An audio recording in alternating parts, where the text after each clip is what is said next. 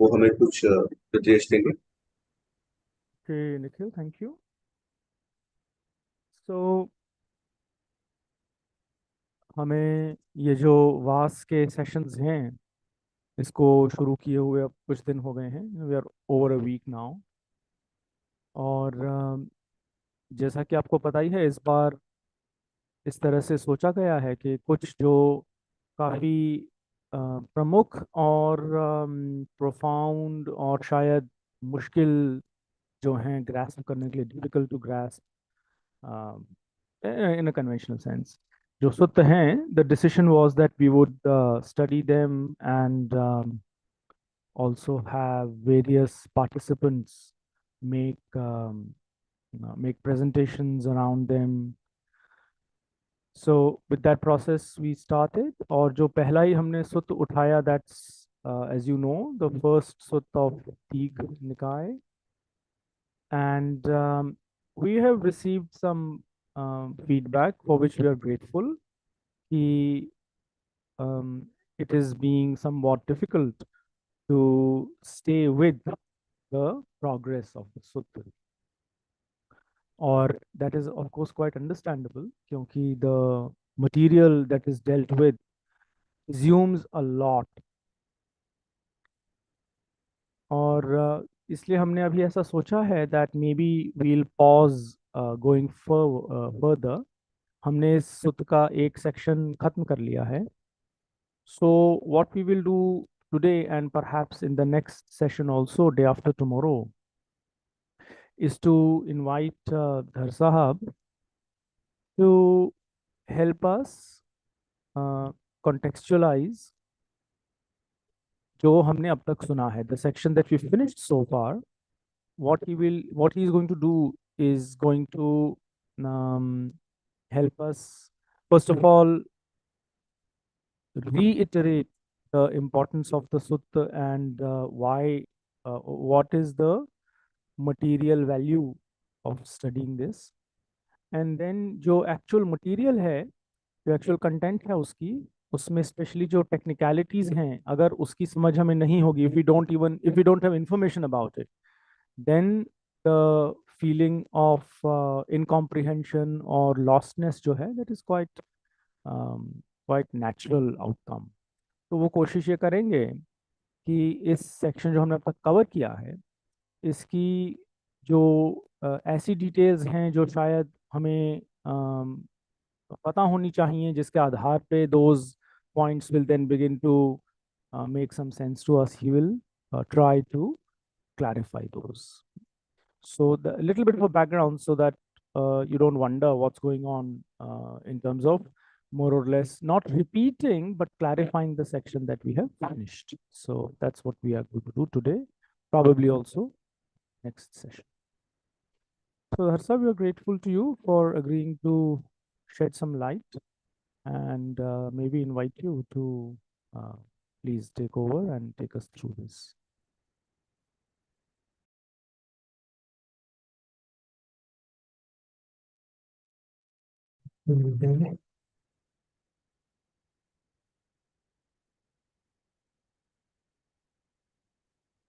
जैसा मंत्री जी ने कहा, ये एक प्रयास है उन उस फीडबैक को रिस्पॉन्ड करने का जो मिला है।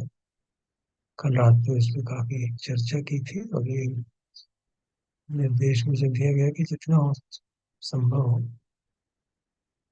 उसकी और क्लैरिफिकेशन की जाए। काफी हद तक तो कल दीपक ने उनकी जो अभी तक हम पास्ट के बारे में जो थियरीज हैं उसकी चर्चा, उसकी समरी भी काफी प्रेजेंट कर दी थी, लेकिन फिर भी उसके जो कुछ पॉइंट जैसे बनते जी ने कहा ऐसे हैं, ऐसे टर्म्स आई हैं जो शायद हमको परिचय नहीं है उनसे।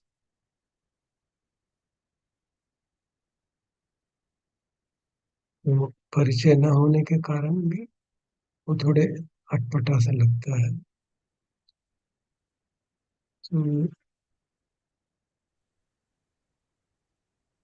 मैं उस चीज़ों को जो हमें समझ में आता है जिनमें दिक्कत रही हो, ट्राई टू प्रेजेंट है। और अगर आप लोगों के जो आप प्रेजेंट हैं उनमें कोई स्पेसिफिक इशू हो, ये बात बिल्कुल समझ नहीं आई, तो हम उसको भी ट्राई टू रिस्पॉन्ड है। जितना मैं ये समझ है उसके हिसाब से अनुभव है थोड़ा बहुत, उससे समझ में शेयर करना चाहूँगा।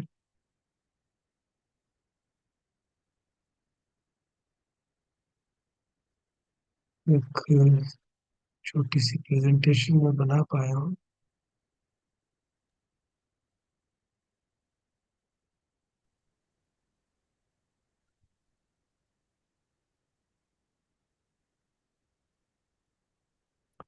Darsam, sorry, while you set it up, maybe also the languages को अगर हम almost equally mix करके चलें, and then because we also had some feedback that दीजिएगा, perhaps मैं the Hindi is becoming over, you I know. Take care. Ji, please, thank you.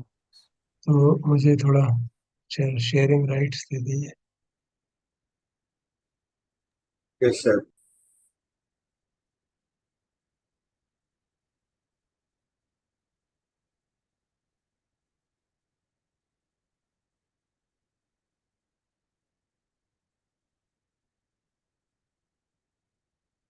आप देख पा रहे हैं? Yes, sir.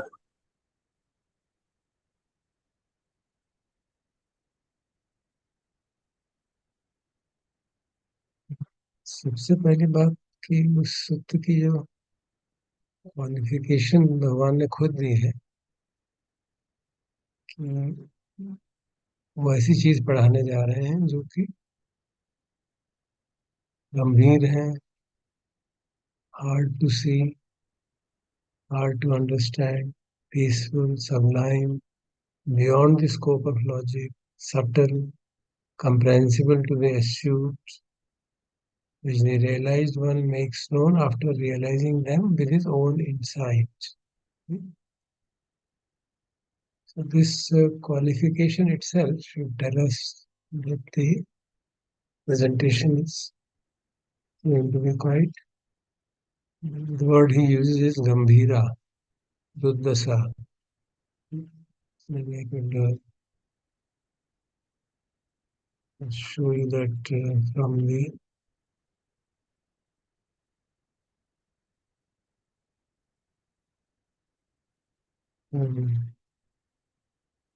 Sutta itself. Yeah. Can you see this? Kapika theory is about the past. In fact, it begins with this. Yes. अत्थि विक्खवे अन्येव धम्मा, दूसरे धर्म हैं, दूसरी शिक्षाएं हैं जो गंभीर हैं। दुर्दर्श मतलब देखना, to see them is very difficult. दुरानुबोधा, it's difficult to understand it, but they need to be Santa, Shanti, Panita, they are excellent, sublime.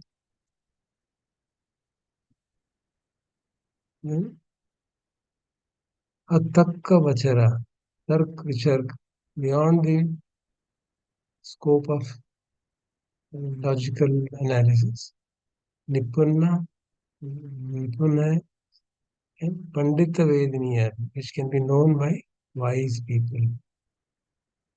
Which, about then he tells how is he talking? Ye Tathagatu Sayam Abhinya Satchikatva. जो तथागत ने स्वयं अभिज्ञा से साक्षात्कार किया है और पवेदेती, and he's speaking on that basis. So these are the things which Tathagata has himself with his super psychic powers realized, and then he's speaking on that basis. ये तथागत से यथा मुच वन्यम सम्मा वर्तमान वदेयम. Then, of course, those who want to praise the Tathagata, we should speak about these things. You remember the context of that. So we have to be prepared for that. That is deep, hard to see, hard to understand, peaceful, sublime, beyond the scope of logic. Now that makes it really the introduction to a sutta being like that, so we can be prepared for what is going to come.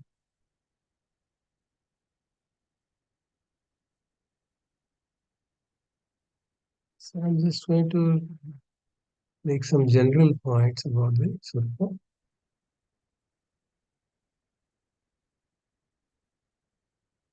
I think actually discussed it more than once. Why do we study it? Because this question keeps on coming up again and again.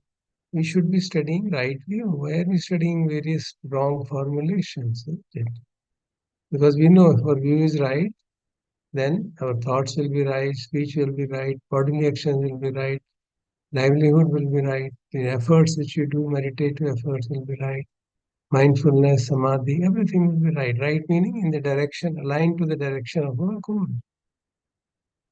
The right view, for example, is basically understanding suffering, understanding cause of suffering, understanding the cessation of suffering. So views which are in line with that, those we must know.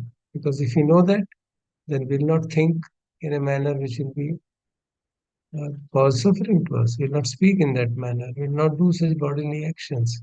We'll not do livelihood which disturbs us and causes suffering to us, howsoever minor. Our efforts to retrain the mind will be also so that the wholesome qualities are developed, unwholesome are not kept away. And our mindfulness also will be combining all these background, and our concentration or collectedness of mind will also be in that direction. And sometimes we feel that we understand that right view also means uh, understanding the basic characteristics of all that exists. Say anicca, dukkha, anatta. You heard these terms, you got some idea. We know there is suffering, there is cause of suffering, there is cessation. This is defined fundamentally by the Buddha as the right view. Understanding suffering, knowing the cause of suffering, ability to abandon it, experiencing the cessation of suffering. So we can say we know it. So why do we have to discuss it? It's a somewhat a point which somewhat shakes us out of the complacency of intellectually knowing them things and finding it difficult to put into practice. So the example which is given is that of sowing something new in a soil. एक जमीन पे कोई बीज डाल रहे हैं, नया बीज डाल रहे हैं, then you have to do all this watering, air, sun, and some sprout after long effort, some sprout has come, just a little bit. But along with the sprout, there was number of weeds which grow around it. Now we see sprout, feel happy. We see these small weeds. It's okay. It doesn't matter. And as the sprout grows, the weeds also grow. Usually they grow faster. If we keep on ignoring those weeds, then they will overwhelm the sprout and kill it.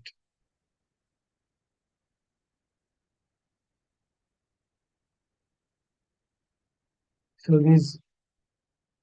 this sprout of right view has probably germinated in many of us.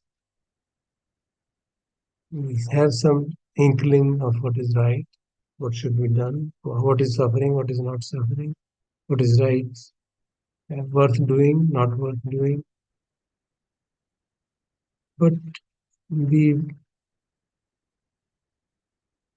it is mostly intellectual understanding and a little bit of intuitive grasp about what exactly is the Buddha, what does it does anatta mean, what exactly does dukkha mean. Even that is not very clear, quite often.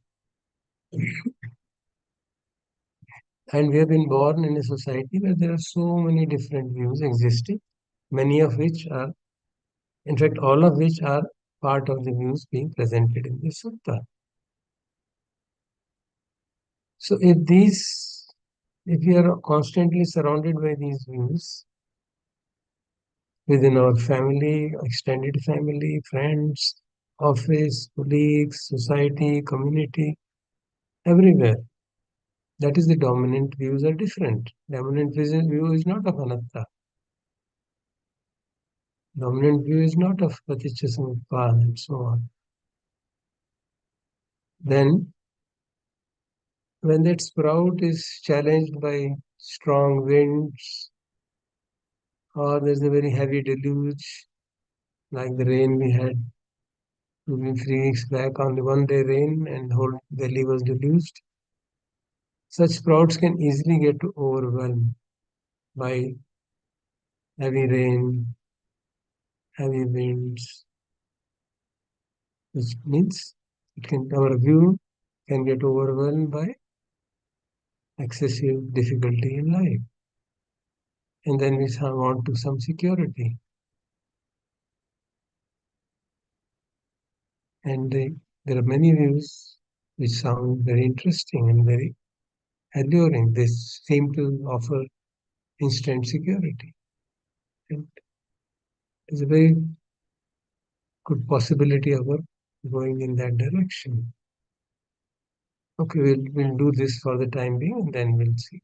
And slowly, that view seems, because that's the path is simpler, easier, and it gives instant gratification. We can easily get deviated from the path of liberation. So how do these wrong views arise, and why do we get into that? That also is being explained actually. Wrong views of the past, about the future. Deepak has already explained 18 different grounds of wrong views. But have you ever wondered, why do we need to speculate? It's not just that there are people who have speculated and they theorize. We also do it. As intellectual people, the disposition to theorize is deeply grounded in human mind, especially in view of the insecurity we face, uncertainty of life, aging, disease, death, and so on. Even in understanding Dhamma, we need some model. Intellectually, we want to understand what's going on, and would like to put that model with respect to, in the light of the past views which we have got. Views about God, views about Atma, views about uh, what happens in the past, views about karma, views about fatalism, views about free will, views about God's will, views about the principle of karma. We want to understand it, something which is crossing the limits of observation of this life. And even within this life, we're not able to observe everything. So then we form a model in our mind. This is how it must be working. And the modern science comes to our help. So science talks of wave particle duality. तो अच्छा ऐसा है कुछ, ये model हमको, हाँ ये है, तो इसलिए कोई चीज हो भी सकती है, नहीं भी हो सकती है, हाँ ऐसा भी हो सकता है. So we get satisfied with that because it somehow matches with our theories which we have read, and we make science into another god. Science ने कहा है वेव पार्टिकल ड्यूअलिटी, देयरफॉर अगर किसी में कोई अनसर्टेनिटी है, कोई कंफ्यूजन है, जो कर्म करने वाला है क्या वो वही है जिसमें जो कर्म का फल लेता है? नहीं, वो नहीं, वो सेम नहीं है और सेम नहीं भी है. हाँ, ये पार्टिकल भी है, ये वेव भी है. तो हम थोड़ा सा सेटिस्फाई हो जाते हैं, जबकि कोई कारण नहीं है सेटिस्फाई होने का. तो ये मैं अपने अपने अनुभव से बता रहा हूँ. हम तो किसी तरह से समझने की कोशिश करते हैं. अधिकतर लोग हम ज्ञान पढ़े हुए हैं, कुछ हद तक सुने हुए हैं, तो हाँ हाँ, ये जेनेटिक्स है. ये जेनेटिक्स के कारण ये हो रहा है कि ये ऐसा है, ये ऐसा है, कि ऐसा बाप ऐसा है तो बेटा भी ऐसा है, दूसरे बच्चे भी ऐसे हैं. और फिर जब उसमें कंफ्यूजन आता है, यार इसके दो बेटे हैं, एक बिल्कुल, दोनों की करेक्टर बिल्कुल ही डिफरेंट है, ये क्या हुआ? जेनेटिक्स तो बच नहीं हुई. तो फिर हम अपनी थ्योरी बना देंगे कि वो बचपन में उसकी उसकी ख्याल ठीक से नहीं रखा गया, एक का ज्यादा रखा गया, दूसरे का कम रखा गया। उससे चैलेंज हो जाता है कि ट्विंस थे यार, ये ट्विंस का क्या हुआ? So then you form some other theory. And what I'm saying is trying to explain in detail कि ये जो हम कह रहे हैं कि लोग थ्योरी क्यों बनाते हैं, अरे हम नहीं बनाते भाई। आप देखिए ना,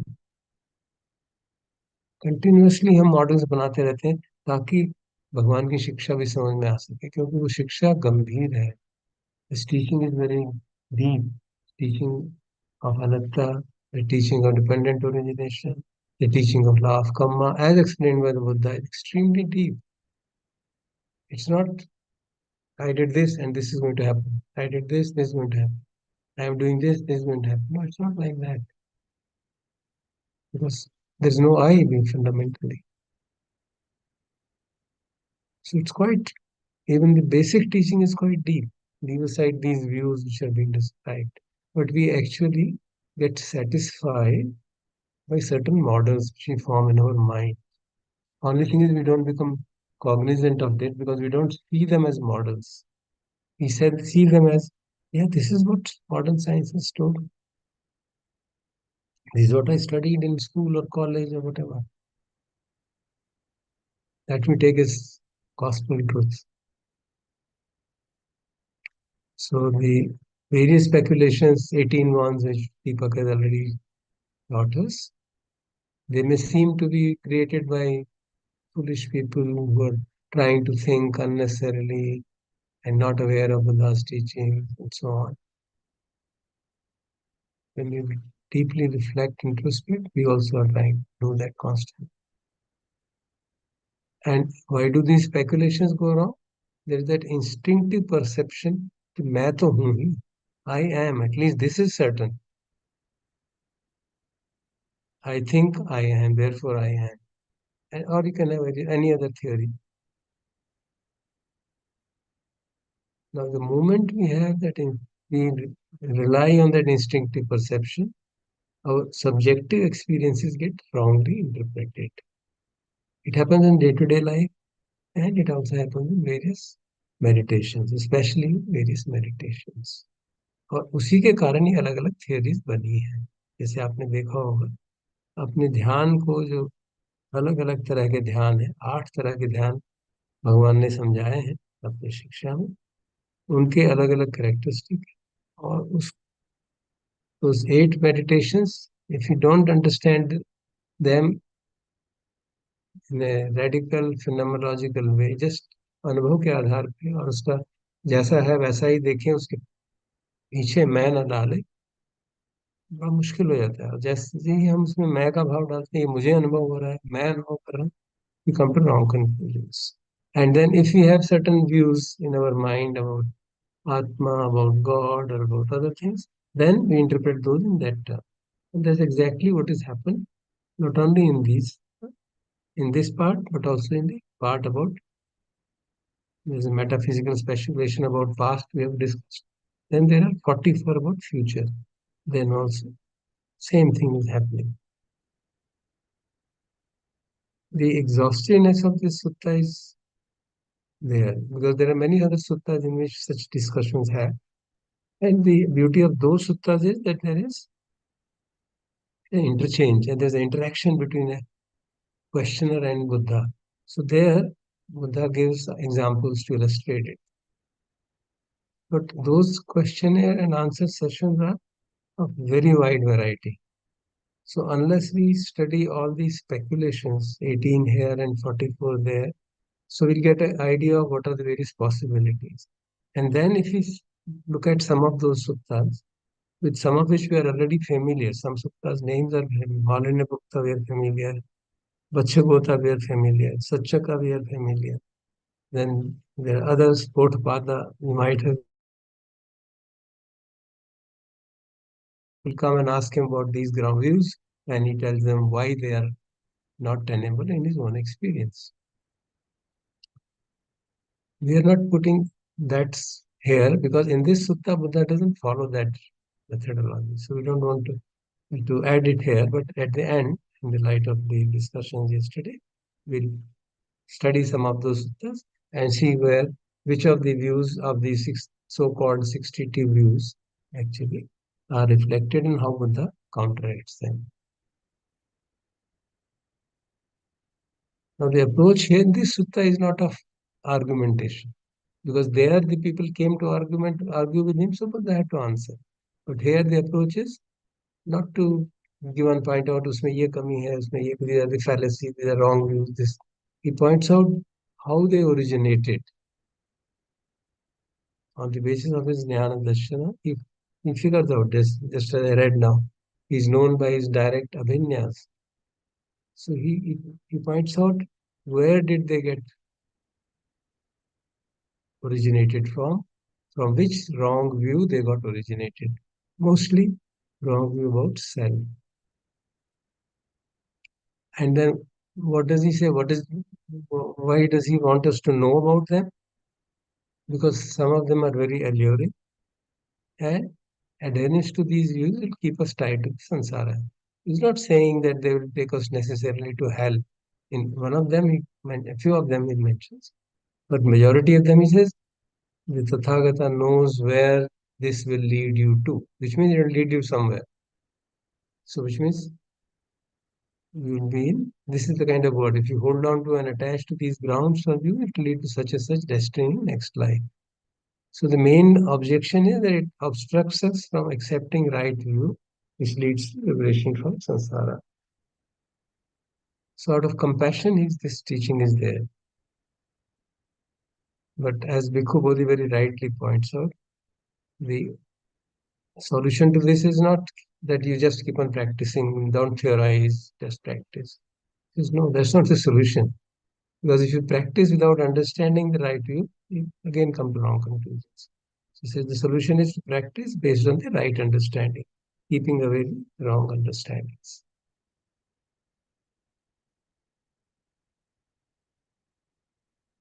And there's also one very important issue about how many views are being presented in this.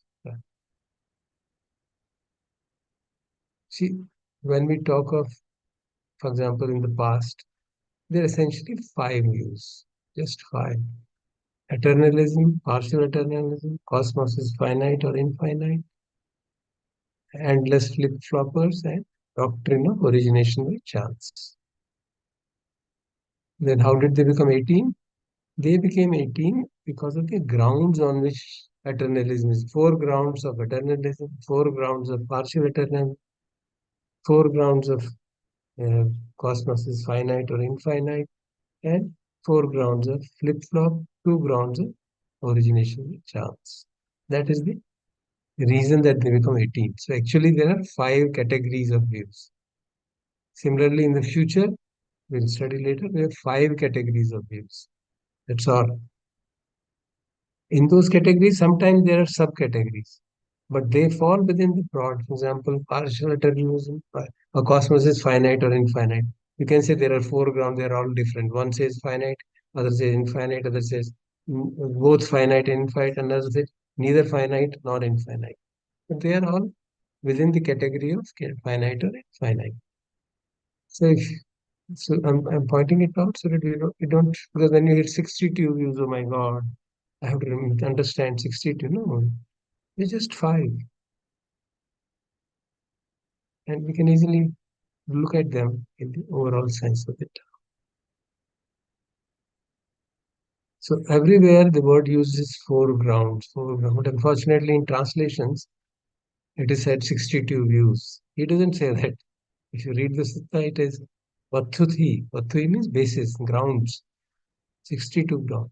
He says there's nothing in the no thought process. He uses the word thought processes, which are other than these 62 grounds. Unfortunately, they get translated as 62 views. So we need to take heart. It's not as complicated. Now, Deepak has already mentioned to you the various views. Eternalism, which means that self and birth are eternal, they're always there. And then there are various grounds of it, 3 levels of avinya, and rationalist. But all of them are essentially saying self and cosmos are eternal. They are always existing. On various grounds, they say that. Partial means they're partially eternal, partially not eternal. And then the concepts comes. Concept of the creator Brahma. Then there's a mention of devas falling from one level to another. There's a Vasar Loka, then they're falling down to Brahma Loka, and how he gets into confusion. And devas fall back to human realm from, and they also get some confusion, and they can fall back due to two reasons. Now here, for example, many things have come up which may not be familiar. You have to understand what are these various realms of existence, and what is this Abhasar Loka, and what is the Brahma Loka, and how does he do, and what does it mean that devas fall back to human realm. So obviously, if we have no idea of these 31 realms, we'll be always having a doubt what is being spoken of. So some familiarity with these realms is necessary. And these realms arise with various conditions, causes and conditions. And the most important causes and conditions for the higher realms are various jhana practices. 8 jhanas lead to different realms of existence after death. And in the earth, human beings have the ability to experience all those jhanas and experience mind states corresponding to those realms. So what are those jhanas? There's mention of in the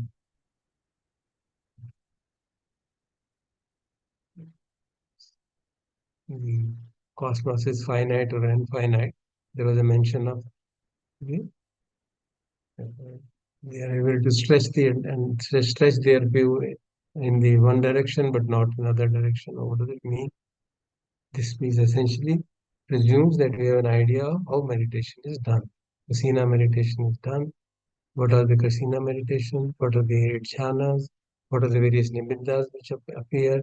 And what does it mean to say extend those nimittas in one direction, other direction? Because that is the basis of this. So if you don't know that, it always remain kind of nebulous. Kya hai? So it all sounds very theoretical, but it's a highly practical actually. It's a mention of the experience of meditation. The trouble is that then we have to understand. So I think it's a little time. So similarly, in case of flip-flop purpose, there's no issue. In this also, when he talks of doctrines of fortuitous coexistence, by chance पैदा हो गए, उसमें भी एक लोक आती है. पहला बात है पीपल बॉर्न इन असन्या लोका, that when they meditate they find past life but they can't figure it out. Why? Because that is a characteristic of that loka, and it's one of the highest lokas. So if you don't know that, this whole story will look funny. How can there be a person who has got psychic powers and he's not able to see that whether I existed before or not? So all this therefore demands that we understand, just at least get information and in a proper context of these various jhanas and the various lokas which arise from them. So it was suggested that I should present it. So we'll spend a few simple sessions in understanding these lokas and the jhanas in the next presentation. I'll stop here. It's already time.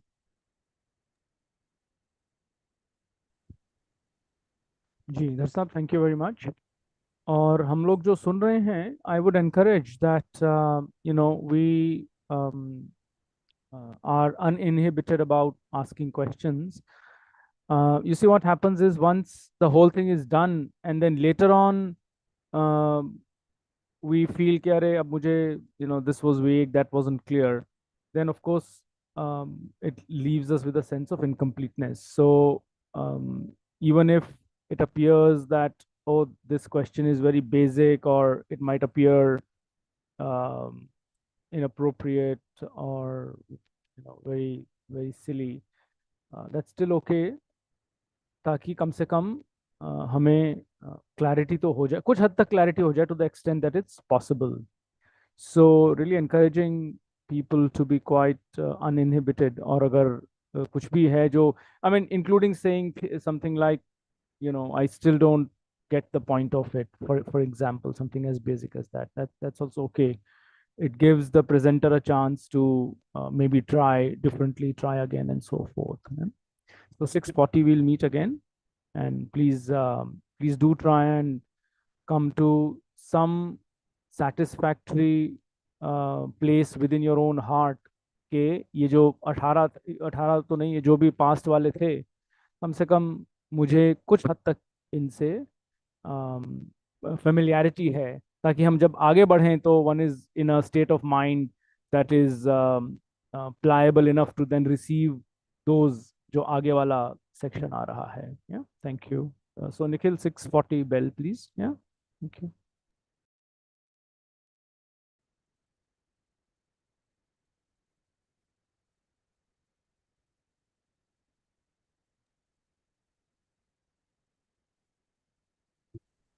राशि आपने hand raise किया हुआ था. Do you have a question? Yes, with the science taking back. ठीक.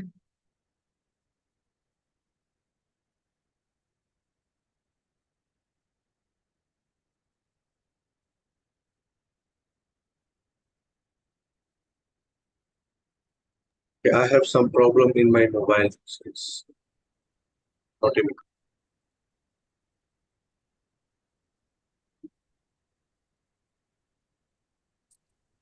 You can write if you like.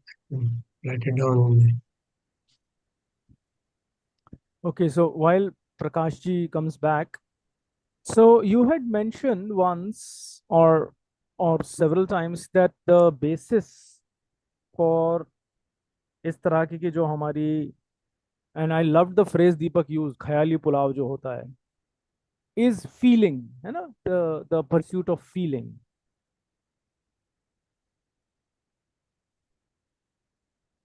सो हाँ, so no, I am just formulating the question. So ये कहना कि ये जो सो कॉल्ड मेडिटेटिव एक्सपीरियंसेस हैं उनका मिस एप्रीहेंशन है, वन. टू, जो भी रैशनैलिटी लॉजिक वाली बात है. So now what I am interpreting you as saying is that even that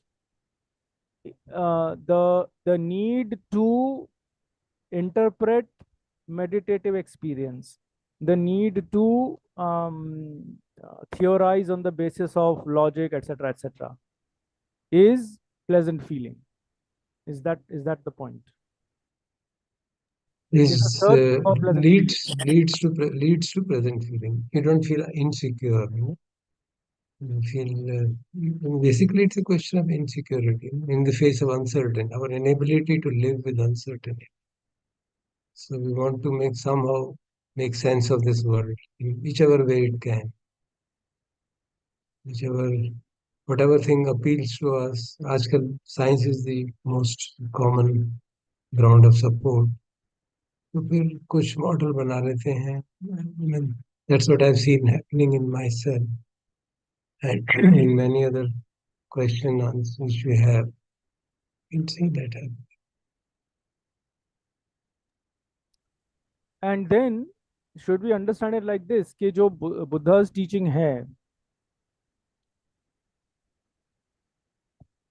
that search जो आर्य परियसना है का जो जेनेसिस था, that also came out of a similar motivation of maybe not gross insecurity, but the existential the question mark कि यार ये क्या हो रहा है, कब तक ऐसा चलता रहेगा. Yeah, Is that fair? Okay, but so yeah, what's the difference? So therefore it's the penetrativeness, it's the panya, the quantum of panya and the quantum of penetrativeness, that's the difference. yeah. Is that it? It is that there is no a priori assumption made about the self being there. That is the basic one. So the investigation is done in a radical manner. Whatever is happening, whatever is experienced and seen in that light as it is. And the avinyas are developed so that those things can be directly understood, which are not within the domain of logic. So he uses that to understand. So when he sees the beings being born and reborn, dying, reborn, dying, reborn in the past, he doesn't come to conclusion that they are the same person. He sees that the phenomena actually happening is arising and passing away of consciousness at a very rapid rate. And therefore, it is the transmission of information rather than transmission of a being which is happening from one life to another. And that subtle observation is because he's not assuming anything. So, or you can say it is based on a right. He's trying to explore the Yoniso Manasikara, going to the root of the problem, not getting carried away by superficial. For example, Buddha also does not answer many questions. So, is he also an equivocator who is trying to run away from a question? No, because his answer is based on the understanding of consciousness arising and passing away. So when he says, if somebody asks him, is the person who does the karma same as the one who reaps the fruit? He says, this is not correctly put. No. Is the person who reaps the fruit different from the one who does the action? He says, no. Then what is the truth? Then he explains how this is happening. The karma is not a thing which is whose root is constant. It's not like it is basically the imprints which are carried in the stream of consciousness which are getting carried on. So that full explanation probably, I don't know whether it is given in that, remember, is given in that sutta or not, but the implication is this. So there are many questions which Buddha also doesn't answer. For example, Tathagata, but he tells at one place he asks, because he's a senior bhikkhu, I think Anuradha or something, do you know Tathagata in the present time when he is living? And he really is nonplussed. Yeah, of course I don't know. And then what do you think you know what happens after death? So he's trying to point out to a person who is astute that what you call Tathagata is, as the name, is something different from what you see. So there are hints at various places where this equivocation is explained basis of Dhamma. In other cases, the equivocation is arising out of lack of understanding, fear of annoying others, fear of getting criticized, or fear of telling a lie, fear of saying that if I say something, then I'll be always constantly worried. मैंने ठीक बोला कि गलत बोल दिया. So those are the reasons. While here, clarity of perception, panya is the reason. So apparently similar phenomena can have different reasons.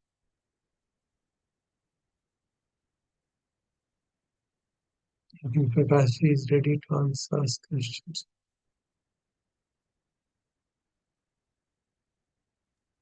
Sir, namaste, sir. So, my question related to this partial eternalism. we also feel the conscious or the vijnana moves from one life to another life, or even we have whatever got the memory, we keep grasping that the journey of this vijnana ends when avidya becomes zero or nil. So in that way, we still feel that there is a past is taking over in the present, and we are keep moving and moving and moving. Um, how do we really rationalize this part actually? There's no need to rationalize. The teaching itself is clear. It clearly says that it is like a stream, like a river. Analogy sometimes make it clear. We give a name to it. Of course, we give a name to that stream, River Ganga. But if you travel across the length of the river, it's not the same. In fact, it starts from Gangotri in a very pure water. You can actually drink that. And by the time it reaches Kanpur or even Agra or actually Delhi, by the time it crosses, it doesn't go via Delhi, but it goes via other routes. So it goes via Kanpur. You can see it is given the same name because stream is the same, but its characteristics are totally different. So similarly, the stream is there. It has the same name, you can say, but there is a continuity of consciousness from one moment to another moment. There is some continuity because there is a transmission of the information. It's actually a stream of information, not of being. Okay. There it is said there is a being. So there's no being here. It is essentially, information, for example. I mean, that's a good word for modern times.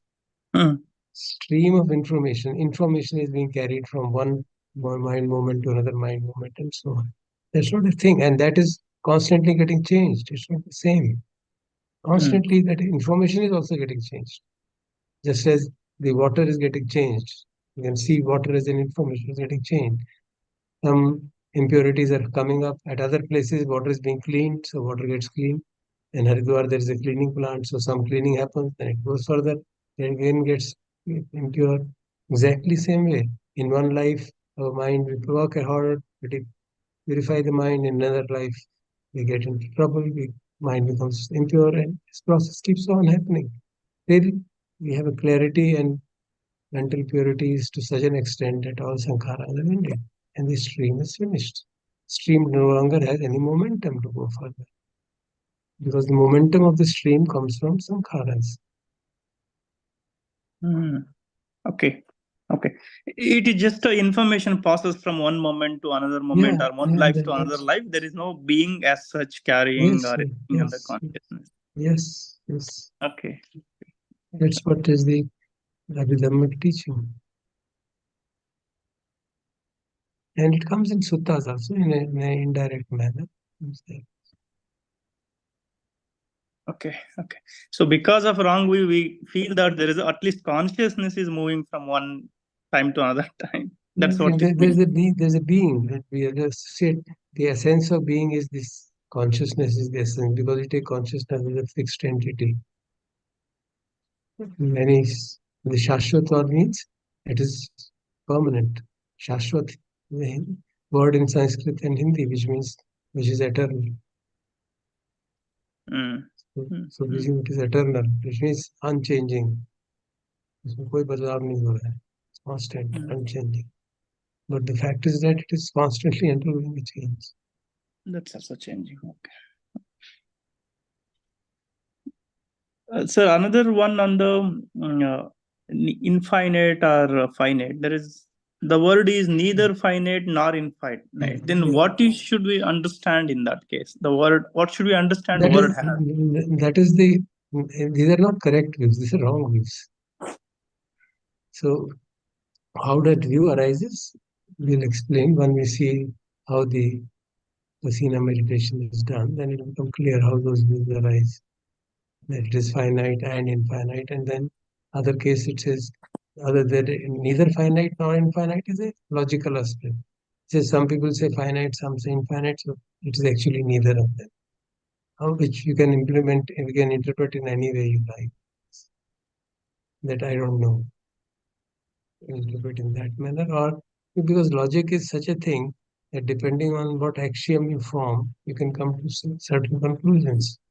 And therefore, what is your background assumption? On that basis, you can come to certain conclusions. You can always say it is not finite because I can see it's extending, and it's not infinite because it is within my scheme of visualization and thinking. It is not. It can't be. There's nothing which is infinite. You can always theorize in various ways. So that is a theoretical view. The practical, the views obtained by meditation are it is finite, or it is infinite, or it is both finite and infinite.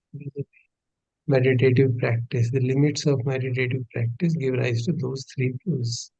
So we can, when we understand those methods of those particular methods of meditation, then we can appreciate why is it happening. And the Buddha, of course, points out that the world is actually the six senses. So all this is not really of much. It is only talking of the world as an objective entity. So commentators later interpret the world in terms of self, but we can put it in terms of six senses and then try to understand these things. So once we understand how this arose, then it becomes clear this is a result of a construct. This is sankhara. This is something which has been constructed by thought. And by that very logic, it is impermanent cause of suffering. We don't need to go further on that. So, in that way, the rational thinking word is neither finite or nor infinite is the right view, sir? No, it's not a right view. Right view is the world is essential. From the right means from the point of view of liberation. Right is from that perspective. We're not talking of right from the point of view of science or from the point of view of other. That will always keep on changing depending on theories. There may be a present prevailing theory, something maybe this is the right understanding. If 100 years ago that was not the right understanding of the same scientific elite, and 100 years hence it may not be the same, it will again change. But from the liberation point of view, the world Buddha defines it as the six senses, because that is the world of experience which matters to us.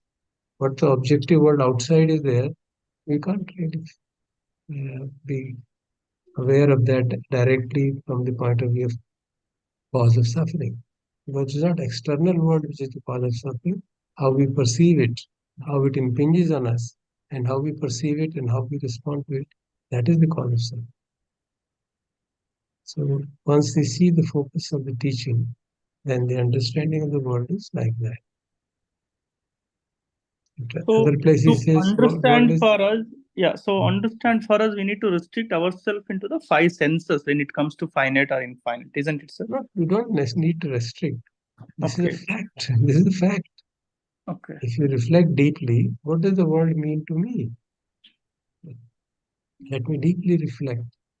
And actually, this is what scientists are also getting the same word, but they are making hypotheses. What does the world mean to me? If I say this is a pen, what does it mean to me? I touch it, see it, hear it, smell it, taste it, use it, and then derive and give a name to it. This thing by itself does not have importance to me. How this thing interacts with me is of importance. I can use this pen for writing, and maybe I have kept a laser gun inside and I open it and shoot. Then it has a different purpose. So this is how I interpret it. This is how I use it. So these are the things which are important, not what this looks like, what is the chemical composition of that. It's not of relevance from the point of view of suffering. The chemical composition of this thing does not cause me suffering per se. But how that chemical composition interacts, suppose this is made up of a radioactive material and I put it in my hand, then what matters is how it is going to affect my hand Mm. because of the interaction. So anything in the world matters to us in the way it impinges on us, not the way it personally is. If there is a mountain, and whatever I do, whatever I may have views about it, it's beautiful, not beautiful, stony, this, don't matter to us. If I'm walking on it and fall down, then I know it matters to me. And if the stone from that comes down and hits me, then it matters to me. Mm. So the way I interact with it matters to me. I look at it, it gives me pleasure or not displeasure. I see the mountain is deluded, the trees have been cut, it makes me unhappy. I see it is hidden with trees, it makes me happy. So that is what happens, that is what matters to me, isn't it? So the way I interact with the things. So that's why the senses, it is through senses only that we can know the world. There's no other way we can know the world. So we can know this world, like so-called objective world outside, only through our senses. There's no other mechanism. You can use instruments, but at the end of the instrument will be a human being. Instrument by itself cannot find out interpret what's going on. Instruments don't feel happy or unhappy. We feel happy and unhappy. And his whole quest is for there is suffering, there's a cause of suffering, and there's this exit from suffering. So once we see that perspective clearly, from this perspective, the world is essentially six senses. Okay. Now this is what we appreciate. Okay. I think we should look in the perspective of noble truth, the world. Yeah. Yeah. So whatever words we can use.